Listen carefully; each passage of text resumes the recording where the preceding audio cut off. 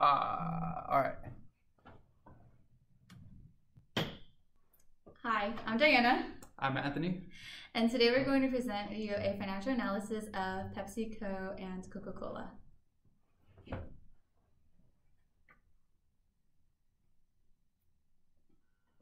Okay, so first we're going to talk about the top 10 institutional shareholders.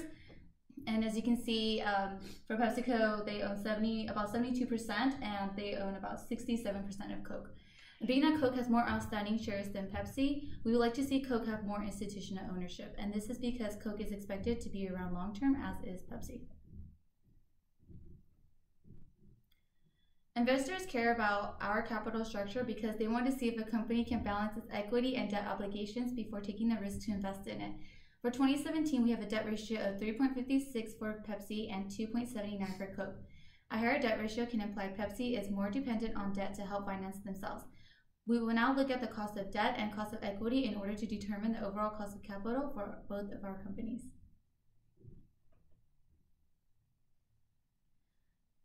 So the cost of debt refers to the effective tax rate a company pays on its current debt. For the cost of debt pre-tax, we calculated 3.3% for Pepsi and 3.53% for Coke. After calculating the cost of debt after tax, we got 2.51% for Pepsi and 2.68% for Coke. In this case, Pepsi would be less risky than Coke, which is most likely due to Coke's A- bond rating. And for the cost of equity, we found the cost of equity by using the CAPM model. And we discovered the beta for both companies by running a regression analysis on the last 5 years of their returns against the returns of the S&P 500. And that gave us betas of 0.59 for Pepsi and 0.39 for Coke.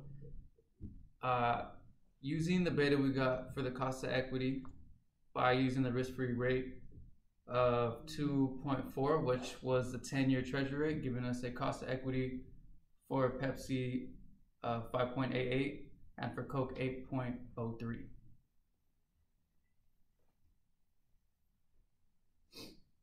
And for our overall cost of capital, when evaluating the overall capital structure of two firms, we gathered that the debt for Pepsi is 78% and 73% for Coke. For the equity ratio, they're both substantially lower than the debt ratio, with Pepsi being at 21% and Coke being at 26%. Using the variables that we found, Pepsi's WACC was 5.36 and Coke's WACC was 5.94.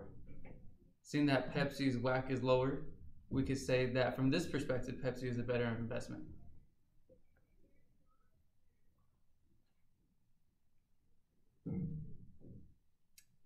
And can we lower this by changing our capital structure? By changing the capital structure of our firms to its optimal debt, we can make a 0.03 change to its WACC, referring to Pepsi, at the same time boosting its enterprise value by nearly $2 billion.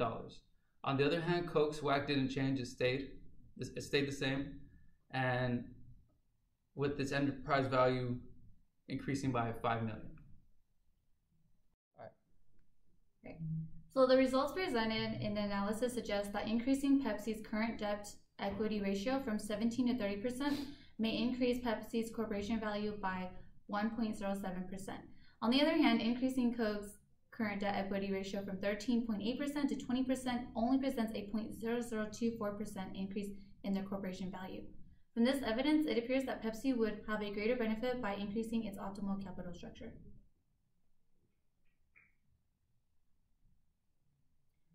Pepsi and Coke would both have a worse bond rating if the companies increase their debt ratio. However, Pepsi can increase their debt ratio from 17 to 20% and still have an A+ bond rating while managing their debt and interest expenses. And it is possible that more debt would create more risk for Coca-Cola.